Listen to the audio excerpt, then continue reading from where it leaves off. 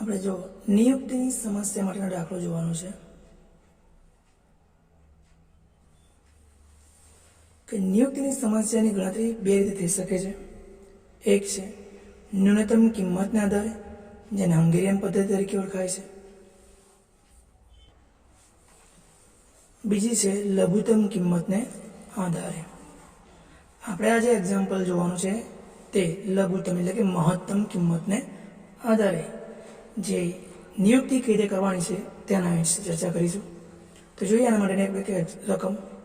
નીચેના પુસ્તકમાં 5 જુદા જુદા સેલ્સમેન 5 જુદા જુદા જિલ્લામાં કેટલું અંદાજિત વેચાણ કરી શકે તેમ છે તે માહિતી આપણને દર્શાવેલી છે. તે દરેક સેલ્સમેન કયો જિલ્લો સોંપવો કે જેથી તે વેચાણ મહત્તમ એટલે કે વધારે કરી શકે, અને વધારે થઈ શકે એટલે નિયુક્તિ કઈ રીતે થાય તે જોવાનું છે. તો જો આપણને એક રકમ આપી છે, જિલ્લા આપી છે અને 5, અને આપેલા છે સેલ્સમેન. તો જો ન્યૂનતમ કિંમત જે છે એનાથી થોડીક પદ્ધતિ અલગ છે કે જેની અંદર આપણે પહેલાં આમાંથી કયો ઘટક મોટો છે જોવાનો. સૌથી મોટો ઘટક કયો છે? તો સૌથી મોટો ઘટક આપણને આગળ 24 દેખાશે. જો તો લખીએ કે સૌથી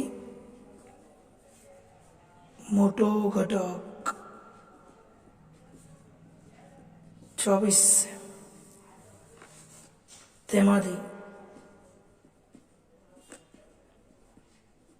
બાકીના ઘટકો બાદ કરતા. તો જો આ 24 છે એમાંથી બાકીના જેટલા બી ઘટક છે બધાને શું કરવાના? બાદ કરવાના. તો જો 24માંથી 15 જશે એટલે 9 વધશે. 24માંથી 20 જશે એટલે 4 વધશે. 24માંથી 22 જશે એટલે 2, ફરી 2, 10, 12, 10, 10, 11, પછી 9, ફરી 11, 2, 9, 24માંથી 24 એટલે 0, 8, 0, 10, 3, 6, 14, 5, 5, 6, 2 અને 6. તો જો દરેક ઘટકને સૌથી જે મોટો ઘટક 24 હતો તેમાંથી બાદ કર્યા. બરોબર છે. હવે શું કરવાનું છે કે જે આપણને જરૂરી હતી માહિતી હવે મળી ગઈ. હવે આપણે હંગેરિયન પદ્ધતિનો ઉપયોગ એટલે કે કઈ ન્યૂનતમ કિંમતનો ઉપયોગ કરવાનો છે. તો જુઓ, તો શું કર્યું છે આમાં કે પહેલાં પેલું તો રો એટલે કે હરોળ. હરોળમાંથી સૌથી નાનો ઘટક હોય તે દરેકમાંથી બાદ કરવાનો. સૌથી નાનો ઘટક બાદ કરતા. બરાબર છે. તો જો આને હરોળ કહેવાય. બરાબર છે. આપણે શ્રેણીકમાં જોઈ ગયા, આડી છે અને હરોળ કહેવાય છે, ઊભા છે અને સ્તંભ કહેવાશે. તો જો પહેલી છે હરોળ 9, 4, 2, 2 અને 0. તો એમાં સૌથી નાનો ઘટક કોણ છે? 2 છે. એટલે આપણે દરેકમાંથી 2 બાદ કરીશું. તો જો 9માંથી 7 જશે એટલે 9માંથી 2 જશે એટલે 7. પછી 4 છે, 4માંથી 2 જશે એટલે 2. પછી 2 છે તો 0, 0, 8. તો પહેલી રો પતી ગઈ. બીજી રોની વાત કરીએ તો 12, 10, 10, 11, 9. તો સૌથી નાનો ઘટક કયો છે? 9. એટલે આપણે બાદ કરીએ તો 12 છે, 12માંથી 9 જશે એટલે 3. 10માંથી 9 જશે એટલે 1. 10માંથી 9 જશે એટલે 1, 11માંથી 9 જશે એટલે 2, 9માંથી 9 જશે એટલે 0. ત્રીજી હરોળ જોઈએ તો સૌથી નાનો ઘટક કોણ છે? 0 છે. એટલે બધા ઘટકો એના જ મળશે. 11, 2, 9, 0, 8. ચોથી હરોળ જોઈએ તો સૌથી નાનો ઘટક 0 છે એટલે એ પણ એની જ હરોળ મળશે આપણને. 0, 10, 3, 6 અને 14. છેલ્લી હરોળ જોઈએ તો 5, 5, 6, 2 અને 6. તો નાનો ઘટક કોણ છે? 2. તો 2 ને બાદ કરીશું તો 3, 3, 4, 0, 4. તો આ હરોળમાંથી સૌથી નાનો ઘટક હવે બાદ. હવે શું લેવાનું? સ્તંભ. હવે સ્તંભમાંથી ઘટક બાદ કરીશું. સૌથી નાનો ઘટક છે તે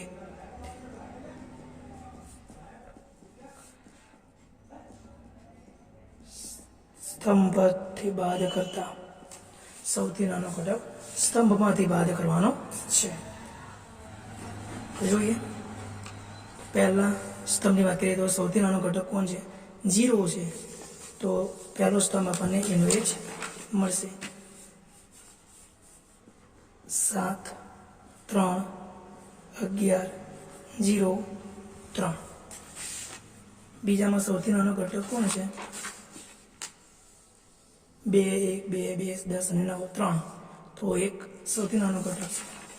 આપણે 1 બાદ કરીએ તો 2માંથી 1 જશે એટલે 1, 1માંથી 1 જશે 0, 2માંથી 1 જશે 1, 10માંથી 1 જશે 9 અને 3માંથી 1 જશે એટલે 2.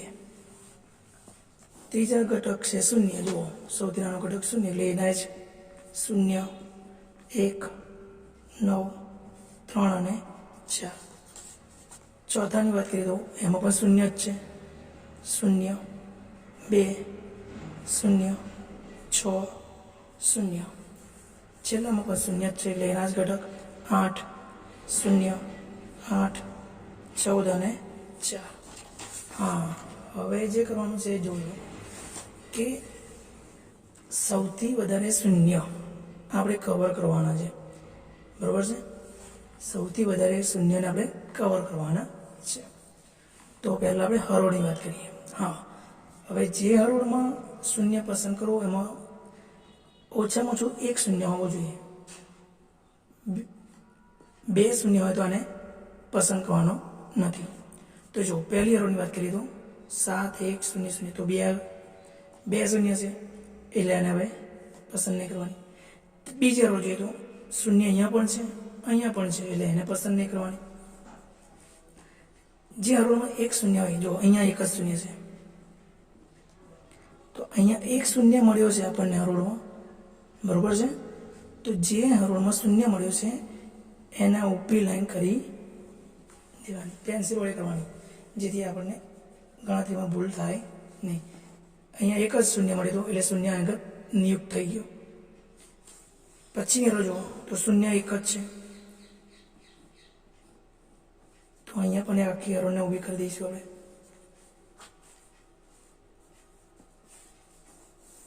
છેલ્લી હરોળ જોઈએ તો એમાં 1 પણ 0 નથી તો હરોળની વારી પતી ગઈ. સ્તંભની વાત કરીએ તો પહેલામાં કોઈ નથી જો, કારણ કે બધા જ નિયુક્ત થઈ ગયા.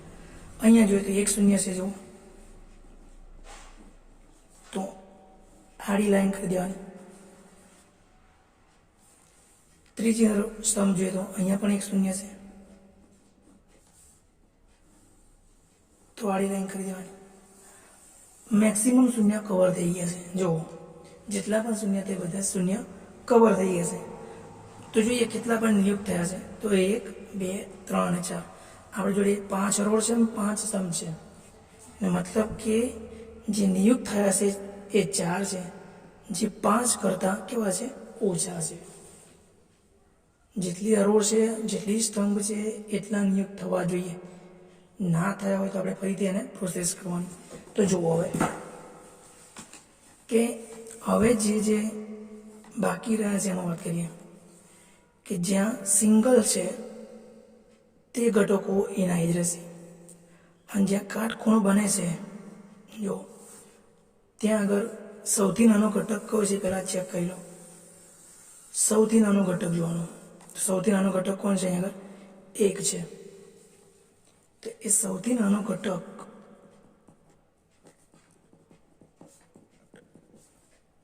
1 છે. તો હવે જ્યાં કાટખૂણો બને છે ત્યાં ઉમેરવાનો. જ્યાં લીટી આવી છે ત્યાં કોઈ ચેન્જીસ નથી કરવાનું. જ્યાં લીટી નથી એમાં 1 બાદ કરવાનો. બરોબર છે? તો જો અહીંયા 7 ઉપર શું છે? કાટખૂણો, એટલે 1 ઉમેરવાનું એટલે 8. ફરી 3 ઉપર જો પણ કાટખૂણો છે તો અહીંયા પણ 1 ઉમેરવાનું એટલે 4. અહીંયા લીટી આવી ગઈ, એ નાય છે. અહીંયા લીટી આવી ગઈ, એ નાય છે. જ્યાં સિંગલ લાઈન છે ત્યાં એ નાય જ રહેશે. જ્યાં કાટખૂણો બને છે ત્યાં 1 ઉમેરવાનું. જ્યાં લીટી નથી ત્યાં આગળ 1 બાદ કરવાનો. 1 છે 0. હા, હવે 1 કવર નથી એટલે પણ લીટી નથી. જુઓ, એટલે 1 બાદ કરી દઈએ તો 0. 9 માંથી 1 બાદ કરી દઈએ એટલે 8. 2 માંથી 1 બાદ કરીએ એટલે 1. અહીંયા લીટી છે એટલે એની જ રહેશે. અહીંયા લીટી છે એ ના જ રહેશે. અહીંયા નથી લીટી એટલે 1 બાદ કરવાનો 8. અહીંયા નથી લીટી એટલે 1 બાદ કરવાનો 2. અહીંયા નથી એટલે 1 બાદ કરવાનો 3. અહીંયા જુઓ કાટખૂણો બને છે. જુઓ એટલે 1 ઉમેરે જાય. અહીંયા બી કાટખૂણો બને છે. જુઓ એટલે 1 ઉમેરે જાય એટલે 3. અહીંયા સિંગલ લાઈન છે 0. સિંગલ લાઈન છે 6 ના 6. સિંગલ લાઈન છે જે કિંમત છે તેની તે જ. અહીંયા સિંગલ લાઈન, અહીંયા સિંગલ લાઈન એટલે એના એ જ 8. 0. અહીંયા લીટી નથી, 1 ઓછો કરવાનો 7. અહીંયા નથી, 1 ઓછો કરો 13. અહીંયા નથી એટલે 3. જોવાનું સૌથી નાનો ઘટક જે રહે એને પસંદ કરવાનો. જ્યાં કાટખૂણો બને તેમાં 1 ઉમેરવાનું. જ્યાં સિંગલ લાઈન છે તે ઘટક કોઈ ના જ રહે. જ્યાં સિંગલ લાઈન પણ નથી, કાટખૂણો પણ નથી બનતું તેમાંથી બાદ કરવાનું છે. તો હવે જોઈએ પ્રથમ અવરોધની વાત કરીએ તો પ્રથમ અવરોધમાં 1 જ શૂન્ય છે તો એને ઊભી લાઈન કરી દઈએ પેન્સિલ વડે. બીજી અવરોધની વાત કરીએ તો બીજામાં જો 1 અને 2 એટલે એને નિયુક્ત આપવાનો નહીં. ત્રીજાની વાત કરીએ તો 1 અને 2 એટલે એ પણ નિયુક્તિ થશે નહીં. ચોથાની વાત કરીએ તો 1 જ શૂન્ય છે. જો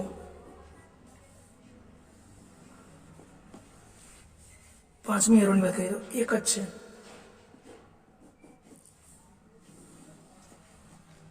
તો હરોળની વારી પતી ગઈ.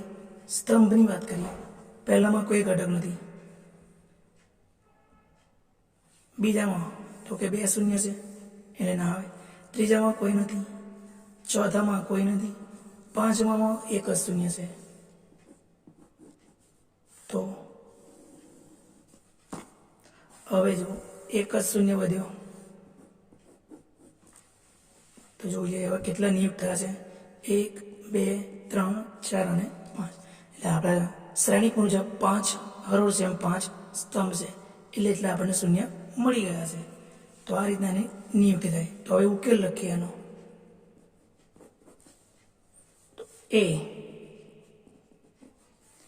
એમાં કયો ઘટક છે? જુઓ એનો 3. બી તો બીનો કયો ઘટક છે? 5. સી કયો ઘટક છે? 2. ડી કયો ઘટક છે? 1. અને ઈ કયો ઘટક છે? 4. એટલે કુલ મહત્તમ મૂલ્ય. હવે કુલ મહત્તમ મૂલ્ય જો હવે શું કરવાનું છે કે અહીંયા જે આપણને ઘટકો મળ્યા છે એની કિંમતો લેવાની. તો એ 3 કેટલા છે? મેઇન કિંમત જે તમારી રકમ હતી એમાંથી લેવાના. એ 3 22.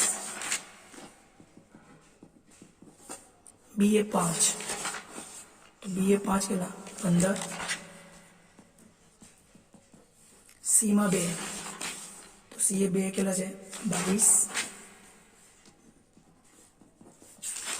ડી ડીમાં કેટલા છે? 1 તો કેટલા છે આના? 24. અને ઈમાં 5 ઈમાં 4 છે તો ઈમાં 4 કેટલા છે? 22. ટોટલ કરી દે તો 22 ને 15 37, 37 ને 2 22, 59, 59 ને 24 83, 83 ને 22 105. તો આ એનો આન્સર ગણાશે.